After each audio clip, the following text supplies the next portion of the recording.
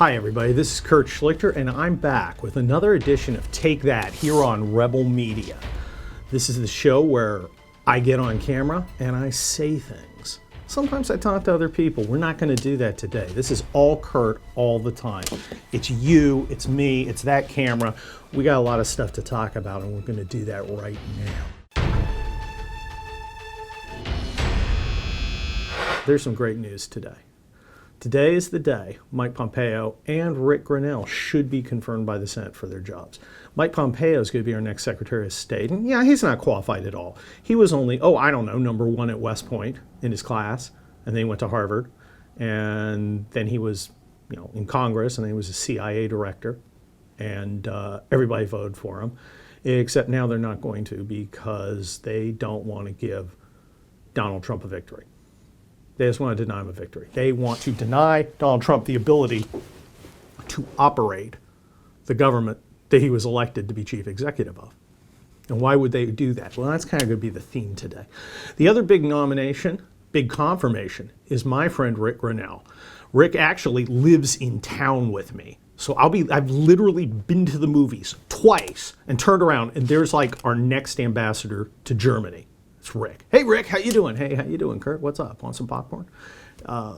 Very, very small town here in the South Bay of Los Angeles. But Rick, more than that, Rick's not only a friend. Rick is a great guy, and Rick is exactly what we need, both as conservatives and Americans. Okay, everybody talks about the fact that Rick is gay. Yes, Rick is gay. So what? What that tells us is two things. First of all, that the conservative movement has opened itself to a variety of people. Those idiots babble about diversity. They whine and complain about diversity. But the only diversity that they like is based on these characteristics that don't really matter. Race and sex and gender and identity and all that sort of nonsense. They want a diversity of ideas, but that's what Rick brings. Rick brings something that they can't tolerate. He is a person who's supposed to be in this box, and they want to shove him in that box. And he won't go. And they've got to stop him. They've got to stop him. Now, fortunately, that isn't going to happen. Rick's our ambassador to Germany, and that's a done deal. Finally, after screwing around for a year. But the Democrats just did not want Donald Trump to be able to not only function as a chief executive, but didn't want him to demonstrate that the conservative movement is a diverse movement of many different kinds of people united by an idea. And it's the idea embodied in our Constitution that all human beings have certain inalienable rights, including the right to govern themselves and the right to speak freely and the right to think for themselves and worship as they see fit. And also keep and bear arms. Oh, we'll be talking about the Second Amendment a little later today. So anyway, wow. Now, this obstruction thing, what's this about? I mean, look, the Democrats are sore losers because they were promised that the smartest woman in the history of ever was going to be elected president. And of course, she failed because she's a drunken harpy and a buffoon. Well, Felonium Milhouse Von Pantsuit's failure led to a lot of great YouTube videos of whining liberals crying, men, women, non-binaries, sobbing that Hillary failed. And look, I enjoy them. Whenever I'm down, I like to go on YouTube and I like to search Hillary failure photos and movies and stuff because I'm bad at searching. And, I can just watch for hours all these, divorced middle-aged cat women with the tears running down their face, all these weird hipsters with their pork pie hats and T-shirts for bands that you've probably never heard of, sobbing uncontrollably on November 8th because Donald Trump crushed her. The American people rejected her. And when it rejected her, it rejected them. And so they're angry. And that's where we get this obstruction. Now, I remember, because I'm old, October of 2016, where there was this big fuss where Hillary Clinton was criticizing Donald Trump for refusing to accept the results of the election. And that was, That was terrible, an attack on our democracy and treason. And of course, starting November 9th, she did exactly the same thing, and so did all her minions. Hypocrisy, thy name is liberal. And they haven't stopped. And they've continued on because they can't accept the fact that they are no longer in power. They cannot accept the fact that normal Americans said, hell no, we're not going to take that malignant harpy and allow her to be president and run rampant and destroy our rights. Because that's what she would do. That is what Hillary wants to do. Remember, you got to understand, liberals consider rights, those rights granted to us merely by being created, merely by existing. The right to speak freely, to write freely, to worship freely, to defend ourselves with firearms. Those rights are an obstacle to their power. And we're going to talk a little more about that. We're going to talk a little about Britain in a minute and what happens when you give up your rights and how it's a slippery slope. It's not a slippery slope, it's a tsunami. You give up one, they're all gone. So anyway, the Democrats are obstructing Donald Trump because they're angry and they want to regain power, and they're hoping they can make his presidency a disaster, an utter disaster, one that when he's unable to function. And now he keeps running circles around him. You know, he's getting his guys confirmed. Not all of them. You know, the admiral who's going to run the VA had to drop out because of some pretty scummy allegations against him. I don't know if they're true or not, but you know, he dropped out after having his reputation tarnished because he dared, you know, be associated with Donald Trump. This is part of it. This is part of trying to make being non-liberal radioactive. And that's part of the obstruction.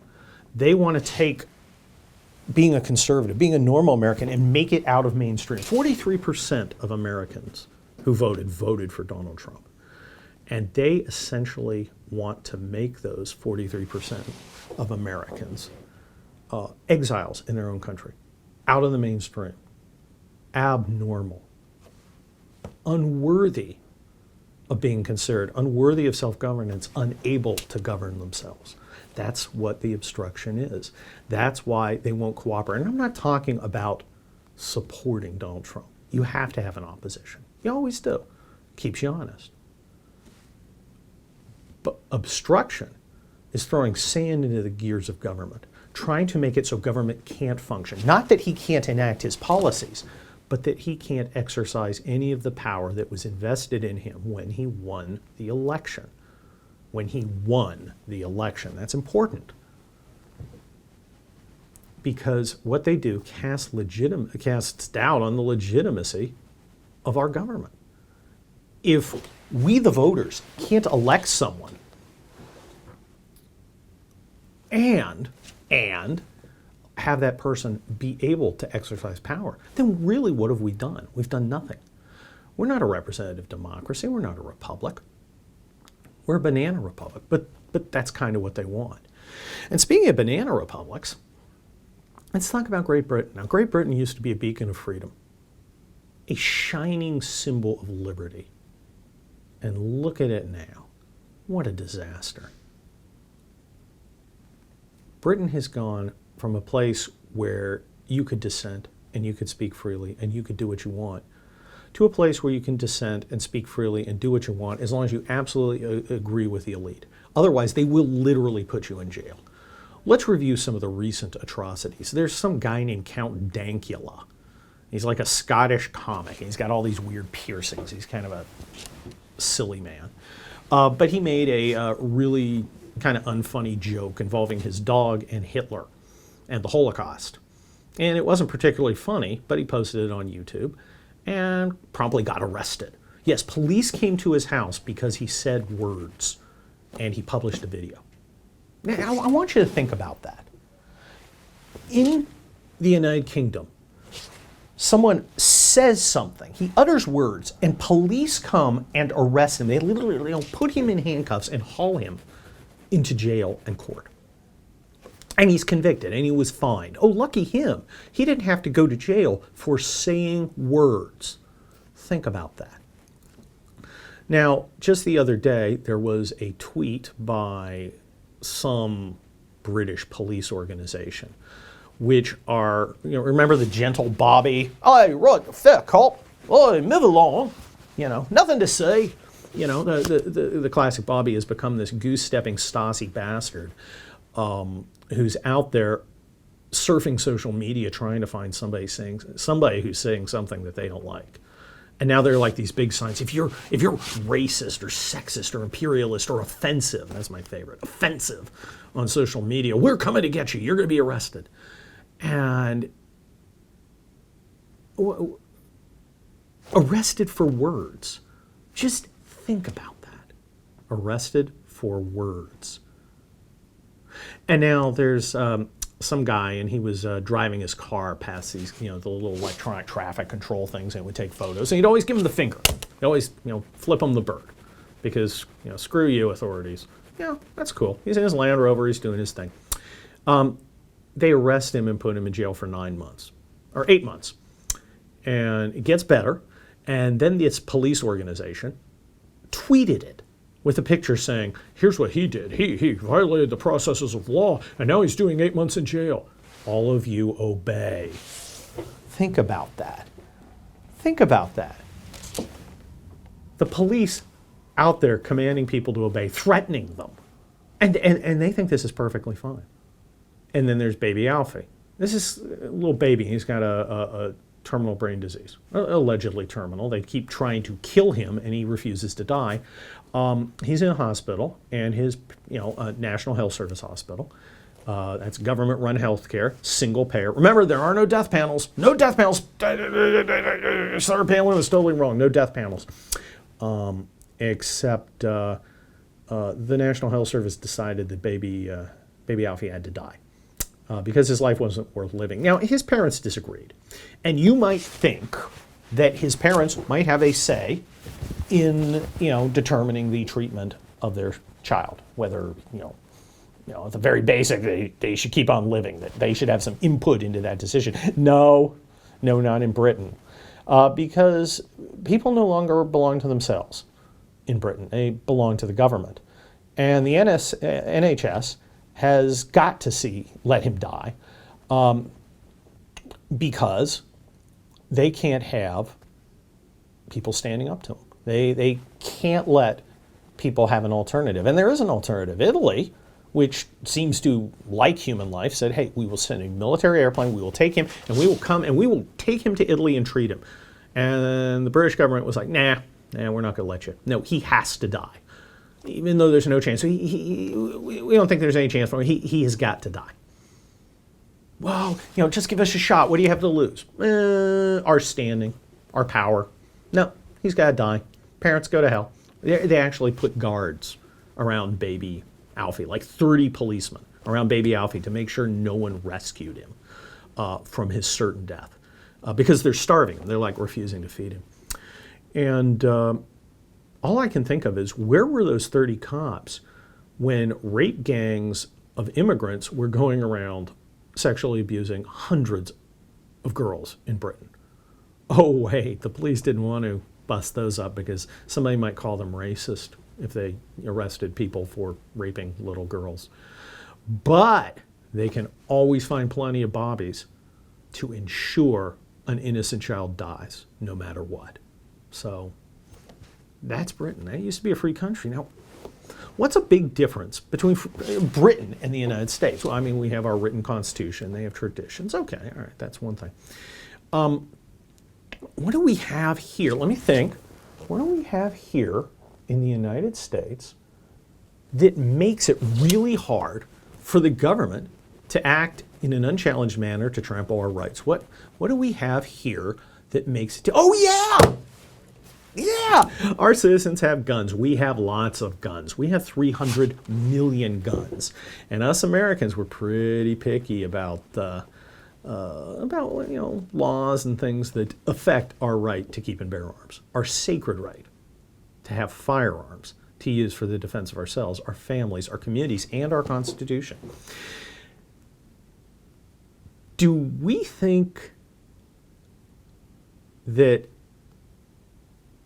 it would be okay to do these kinds of things here in the United States, the kind of things they're doing in Britain? And as a practical matter, could they? Because in Britain, they have no guns. They have totally been disarmed. They are completely at the power of the government. They are subjects. We are citizens. We retain the power to change our government. We retain the power to fight tyranny. They're getting hauled into jail for saying words, hauled into jail for daring to give the finger to the police. They like put him in prison for 8 months for giving the finger to the police. And of course, little kids have to die, so the pride of the National Health Service is not impacted in any way. And they have to suck it up. They have no choice. They have no options because they have no power. But in America, we have power. We have the power that comes with decentralized weapons in the hands of citizens. In other words, the government does not have a monopoly of violence in the United States. With 300 million guns out there, 300 million, it's the people of the United States that have the power. Here's the question, and I get this a lot. Will Americans ever have to use that power? Because we've seen with the obstruction is just an attack on democracy.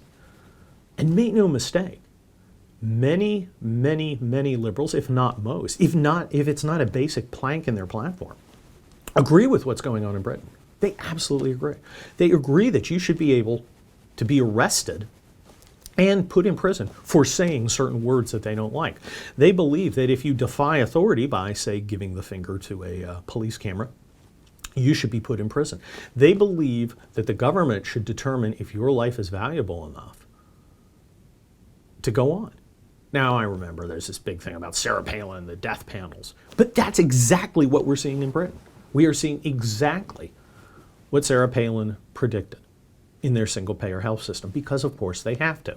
Because if it's single-payer, somebody's got to decide who gets paid and who doesn't. And do you think it's going to be you? It's not going to be you. It's not going to be me. It's going to be some bureaucrat somewhere. And they're going to use their own criteria, and it's not going to be ours. And you know what's not going to be their number one criteria? Our lives. Their number one criteria is supporting the system. Look at public schools. Does anyone think that most public schools, or at least the ones in the big inner city districts, because in the suburban areas we can take control and hassle the principals, but in the big inner city urban areas, do the schools work to teach the kids, or do they work to perpetuate the livelihoods of the administrators and faculty? Same thing with health service. If you think when you impose single payer, you do not repeal human nature. Okay? People can be greedy and obnoxious, and that's what would happen in single payer, and that's what we're seeing in Britain with Alfie. Now let's get back to the United States. Let's get back to why this is a problem in the United States. Let's talk about a subject that's kind of scary. It's a subject of civil war. Do I think there's going to be a civil war? No. But there's a lot of talk about it. People are scared. They see attacks on our rights. They see what's happening in Britain, and they're afraid that we're going to follow. They see the obstruction in Congress. They see people, particularly on the left, completely abandoning the ideas that our founders set forth. And the question is, what are we going to do? Where are we going to go as a people? How's this going to end? What's at the bottom of this slippery slope? Well, spoiler alert, I've seen it. I served in Kosovo. I saw what happens when the rule of law gave way to the rule of power. I walked through those ruined villages. I saw the consequences. It scares the hell out of me. Terrifies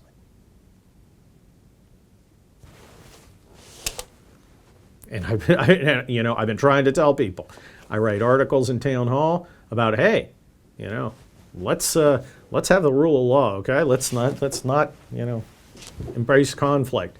I write novels, People's Republic and Indian Country, which are novels that speculate on a future where America splits apart into, a blue and a red section and what happens. And some of it talks about civil violence. What happens when, it comes to blows. Now, Kurt, this is crazy talk.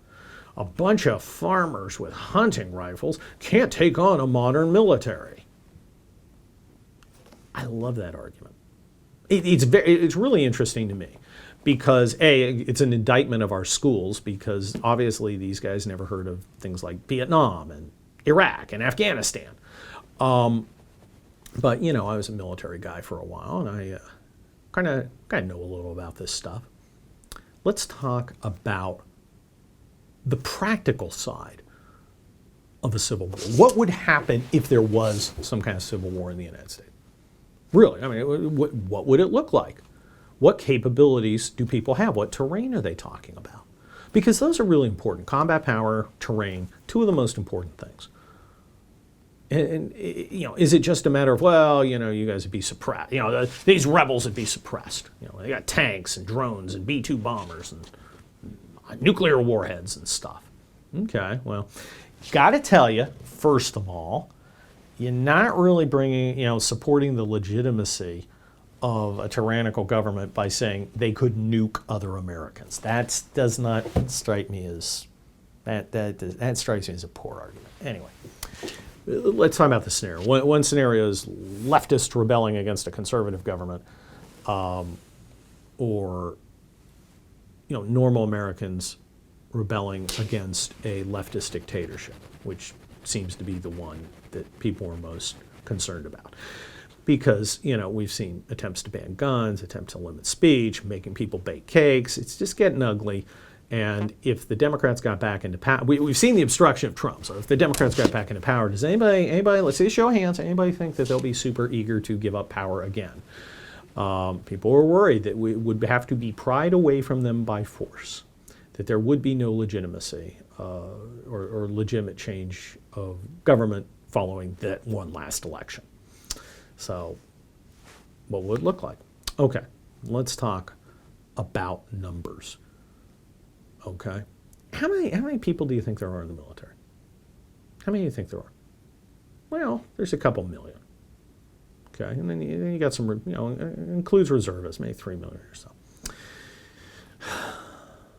How are you going to use them to enforce some sort of leftist tyranny?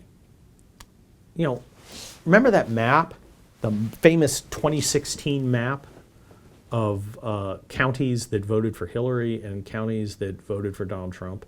And you look at the United States, and except for little spots of blue, kind of on the coast and a few in the middle, it's all red. That's a lot of terrain that is unfriendly to a potentially tyrannical liberal government. That is a lot of space. And that space includes things that are important, like farmland, where we produce our oil, where the resources are. The problem, the strategic problem for the left, in running a tyrannical government, is their power is centralized. It is centralized in big cities, essentially, urban areas. That's where their real strength is. That's where you get the hard blue stuff, like here in Los Angeles, hard blue area. But you go out 50 miles, suddenly it becomes a little more red. That means that to effectively suppress a rebellion by other Americans, they would have to gather forces and move out of the urban areas, and they've got a lot of ground to cover. I mean, that's a lot of space. The fact is, it would be very hard to forcibly govern the United States. America operates on consent. It's simply too big to do it any other way. Look, the police aren't out there being proactive. The police in America are reactive. Why? Because most Americans obey the law. The police are not designed for a country that's actively ungovernable. Okay, and of course the military's not designed for internal security work. So you have you have a large area that has to be covered, and you have a mismatch of forces. Our police officers are designed to de-escalate violence. Yeah, I know. Oh, they're shooting people left and right. No, they really aren't.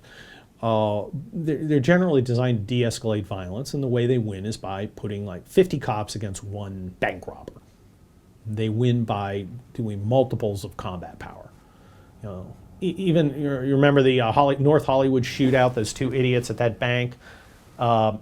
They had fire supremacy with their weapons for a few minutes, and more cops showed up with better and better weapons. That's kind of what happens to criminals. A criminal is never going to outgun the police. A criminal is going to temporarily outgun the police and then try and get away because he can never stand up against the force of law enforcement. He just can't, because it will always increase, it will always overwhelm him. The problem faced in a counterinsurgency situation is that's not necessarily true. How many cops do you think there are? Well, there's a fair number in the big cities, 10, 15,000 in a big city like New York, fewer in Los Angeles, and Chicago and other places, but there just aren't that many. Remember what happened in Boston? You had those two idiots with pistols, the Boston bombers, and they froze the entire city. The entire city was frozen, was completely ground to a halt by two untrained idiots with handguns. Think of 12 guys who know how to operate their weapons. A lot of veterans out there, a lot of hunters out there, a lot of people with actual skills. That provides a real problem for a tyranny that wishes to conduct a counterinsurgency operation. So, what would that look like?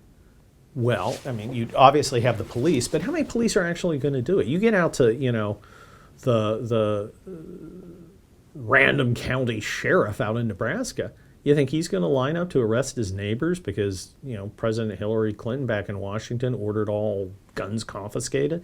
I don't think so. Even in big city departments. First of all, most of the cops don't live in the big cities. They go out to the suburbs, and those suburbs are generally red. You're not going to see a lot of the rank and file law enforcement fall in the line with a counterinsurgency. Oh, you'll see some. The leadership will, because they're mostly liberal, because they're appointed by liberals. You'll see some people who actually believe liberal nonsense and would do it. You'll see some people who just want to make their money. I just want my paycheck. I'll do whatever I have to do.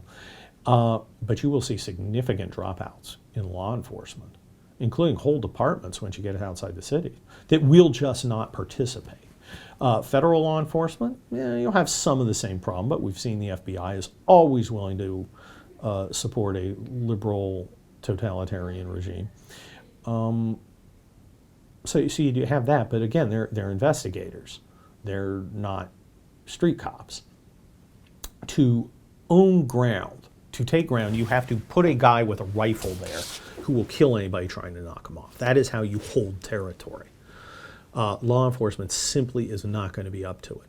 America does not have enough cops, and the cops that are there are simply not reliable for a leftist tyranny to use as counterinsurgents. So we turn out the military. Let's talk about the military. They got their M1 tanks, and they got their B1 bombers, and they got their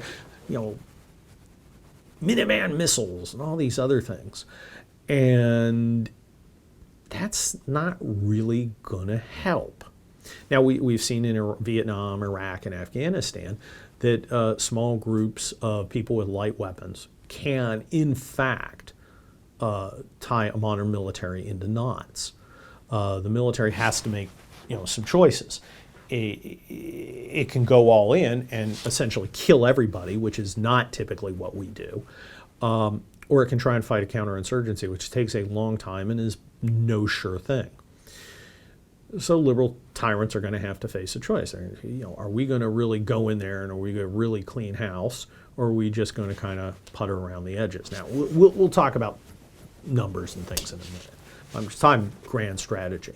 Now, if they decide, well, we're going to be really rough, we're going to do Sherman's March to the Sea, Part 2, The Quickening, here in America. Well, that's how we're going to fight it. We're going to go in. Your stupid little village has guerrillas. We're going to go in. We're going to kill everybody, burn everything. They could do that, and that's a technique that a lot of people who've lost insurgencies have done, because part of the magic of insurgencies is that the goal of insurgents is to draw a reaction from the counterinsurgents that drives the people into their arms. In other words, as an insurgent, you would want to provoke retaliation that turns the people against the government. You would want the government to commit atrocities. You would want the government to commit violence. That will drive more people to you. So there are problems with that plan. And counterinsurgency, of course, where you go and you make friends with the people, essentially, while fighting the insurgents, that has issues too, because it takes a long time, and it is no certain thing. Now, in the United States, let's look at the situation. This is not a situation where it is just the countryside might have bands of guys with rifles wandering through, though don't count out bands of guys with rifles wandering the countryside. They can be very effective. This would be a multi-level situation. In blue areas, yeah, you would have real, guerrillas, hidden people who hide. But there are whole states that are red. You think if there was some sort of civil conflict, you think Texas wouldn't just say, yeah, all of Texas has thrown in with the rebels against leftist tyranny. So you actually have active governments that would be formed, operating and owning ground, owning territory. And in the blue areas, you would have rebels that would have to be suppressed somehow. Who are you going to suppress them with? Well, we talked about the cops. Let's talk about the military. Let's talk about numbers. Right now, the unit of action, the basic unit that you use in the military, is something called a brigade combat team, BCT. Usually it's infantry, but maybe armor. Now, the numbers vary, but there's around 60 of them in the Army. Let's give about 10, 15 more for the Marines, okay? So we're talking about 75 brigade combat teams. Some of them are overseas. Well, let's say 10. So there's about 65. A lot of those are reserved, by the way. What the hell? You got 65 brigades for 50 states. There's about 4,500 guys. Now this varies. 4,500 guys in every brigade. Immediately, let's look at what happens. We have now mobilized the military, for President Hillary Clinton. We are going to, impose our leftist tyranny. First Sergeant, take roll call. Jones, Adams, Archer, not here. You would have massive desertions. Because where do most of these guys come from? Where do most of the people in the military come from? Psst, not the big blue cities. A lot of them come from the country. The use of the military to impose leftist tyranny would be a mission where you're actually pitting brother against brother, literally. And some people actually like their brothers. And you would see a huge number of desertions. But let's be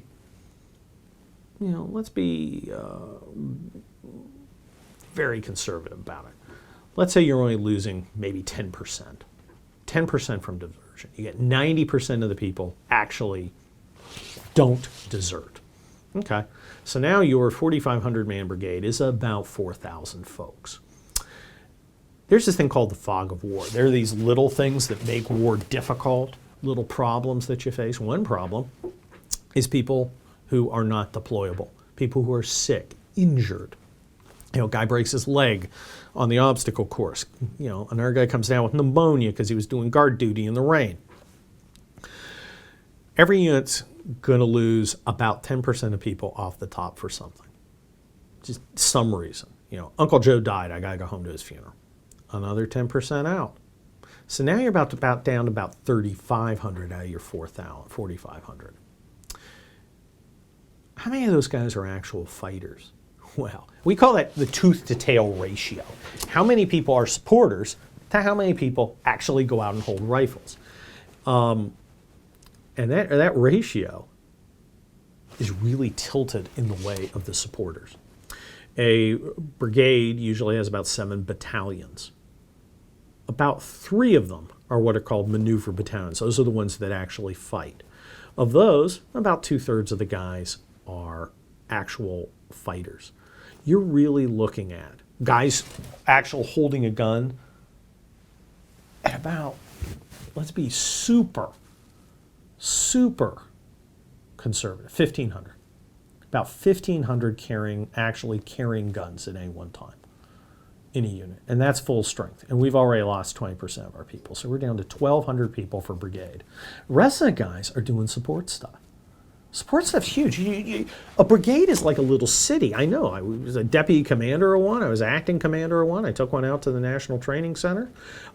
It's like a little city, and there's a lot of administrative things and logistical things that go on. You got to feed them and fuel them, and you got to get them bullets, and you got to take the sick ones away, and you got lawyers, and you got chaplains.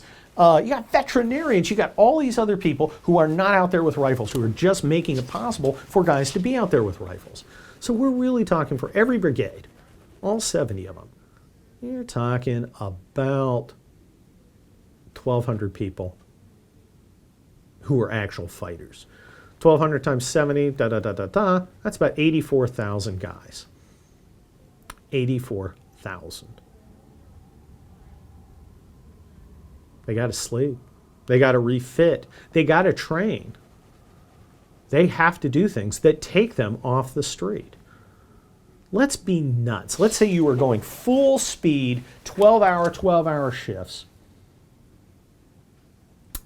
You got 42,000 folks at any one time to secure the entire United States of America. Doesn't sound like a lot. Maybe I'm wrong. Maybe I'm wrong with my numbers. Maybe they could do more. Okay, triple it. Quadruple it. Make it, quintuple it. 200,000 people with guns at any one time. Remember, that's 5 times what I calculated. Spread them across the United States. Remember, it's not like one guy either. Military people operate in units, usually squads, sections, teams. So you're looking no less than 5 to 10 folks at any one time. So that indicates there's just not a lot of folks out there to actually pull triggers. Let's compare the numbers. There's 335 million Americans. There's at least 300 million guns. Let's assume 5% of those guys, 5% of Americans, decide, yeah, I'm going to participate in this fight. So you're talking 15 million Americans. Let's say at any one time, 10% of them are fighting, are willing to fight. That's 1.5 million. So with our 200,000 guys, which is like the best case scenario against 1.5 million. Not good numbers. But wait, we got tanks. The Army's got tanks. Well, how many tanks do you think the Army has? How many armored vehicles do you think it has? The M1 Abrams is America's main battle tank. It's a very effective tank. Very hard to kill. There were 8,800 of them made. Probably about 4,000 are still in the United States in some place. But most of them are in depots. If you take the brigade combat teams and you calculate it out, a brigade combat team that has armor, and only about 12 or 13, 14, 15 of them do have armor, there's only about 100, there's less than 100 tanks in a brigade. A brigade's less than 100 tanks. So you're really talking about maybe 1,500 tanks out there. That's almost, wow, 30 per state. The range of a tank's main gun, 120 millimeter cannon, is, let's call it, I'm not going to tell you exactly what it is, but let's say about 2,000, 3,000 meters. Okay? That's what it controls. And they operate in groups of 2 to 4. That's what it controls. Are you seeing the problem?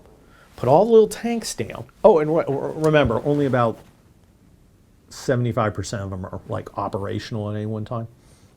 So it's really not 1,500 tanks. It's really, more like 1,100 tanks that are actually able to operate.